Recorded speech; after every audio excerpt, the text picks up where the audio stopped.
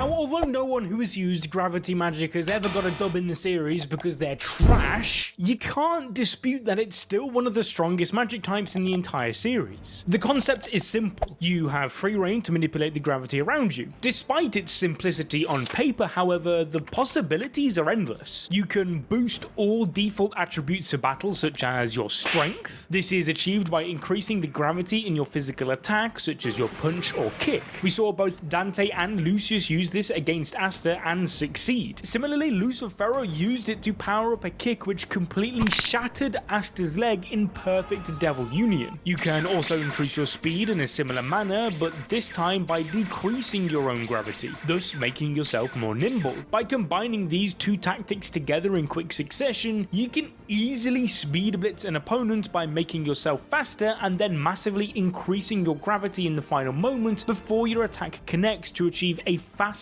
powerful blow. And for defense, you could make it so that 90% of the characters in the series can't even move. By increasing the gravity in the surrounding area, Lucifero was able to pin every magic knight captain to the ground. The gravity was so strong that even an incomplete Dante was capable of forcing light itself to stop in its tracks and fall to the ground. Even more so, it rendered spatial magic useless. Asta was literally the only one capable of countering this gravity, but this is only scraping the bottom of the barrel when it comes to gravity magic, however. That's because it also allows its user to forge weapons by manipulating the gravity in the area and merging them together, as seen when Dante shaped a massive sword formed from the ground to impale Gauche. But the ability with the most potential when it comes to gravity magic is by far the way the user can freely warp space, which allows you to generate tiny black holes that suck in and kill anything in a short range whilst continuously increasing in destructive capability. We see this when Dante fires one off towards Yami. After just a few seconds, it reached a mountain in the distance and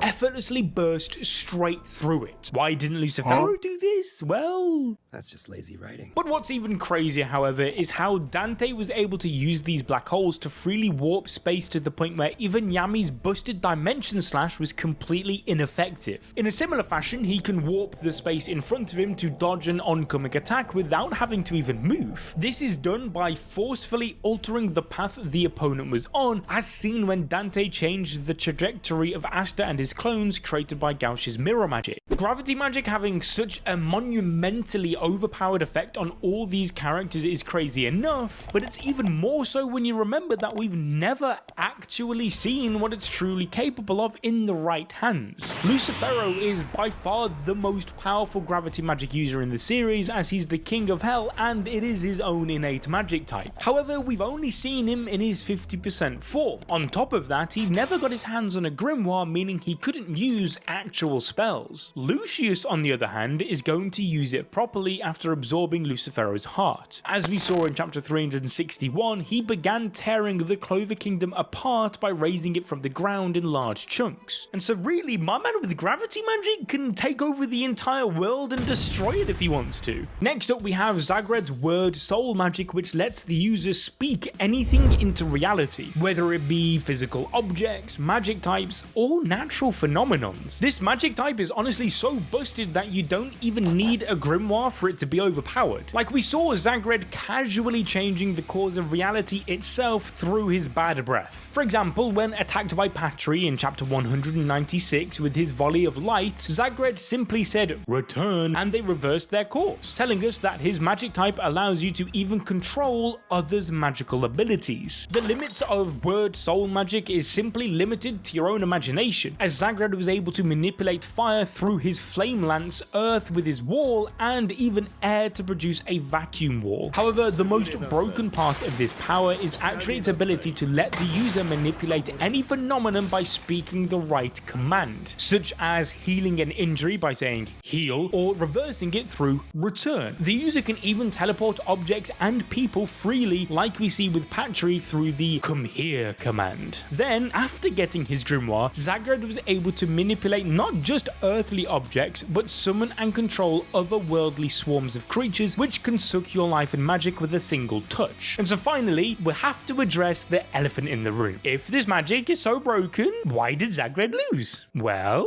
he was a dumbass.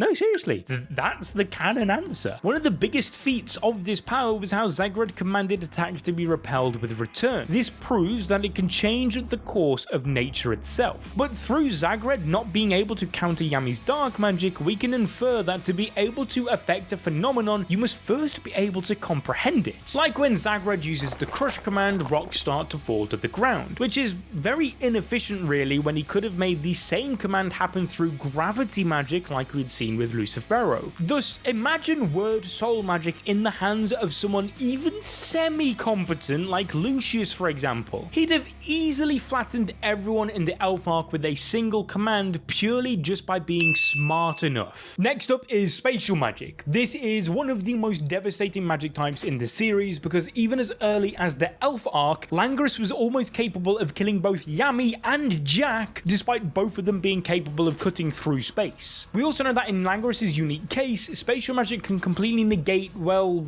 anything. Yes, anything. We are told no substance would survive, which means it has the potential to defeat any other magic type. Plus, Langris highlighted to us that it's not all about teleportation. He made Archangel Destruction, which is projectiles with the same effect. For example, in the battle against Zenon, we learned that no matter how strong one's defense is, because his magic cuts through space itself, nothing is safe. The only exception seemingly being a devil heart. Otherwise, Langris would have been able to one-shot a Zenon who had struck a deal with Beelzebub. This allowed Zenon to achieve a similar feat by combining it with his bone magic to tear space apart entirely. However, as we know, Beelzebub is the strongest spatial magic user of all time. Even an incomplete Zenon effortlessly dismantled the entire Golden Dawn, killing half of them, including Yuno, who was left on the brink of death. This is when we first saw the true extent of spatial magic's creativity. With it, Zenon could essentially create his very own world inside a small cube called absolute space. Inside of this, the user can freely manipulate mana to their own desire, giving them complete control of any spells cast within. When Sister Lily was infused with the soul of Beelzebub, she could use Sacred Devil Control, a similar spell capable of isolating someone else's and instantly dissolving it by warping space. The only counter to absolute space is if you have an equal amount of mana, which is unlikely when you remember that one of the 3 Kings of Hell wields it. And secondly, if you're a spatial magic user that has mastered Mana Zone, or if you have Star Magic, and then you might have a chance to counter it. And of course, with spatial magic you can create portals for long distance instant teleportation. However, it's way more than just being a quick Uber ride. You can literally cross entire continents with this spell instantly, as seen with Sister Lily, who subconsciously sent Asta all the way to the Hino country. Mind you, if it wasn't for Sister Lily interfering, her spell would have completely removed Asta from existence, hence why both she and Lucius believed him to be dead.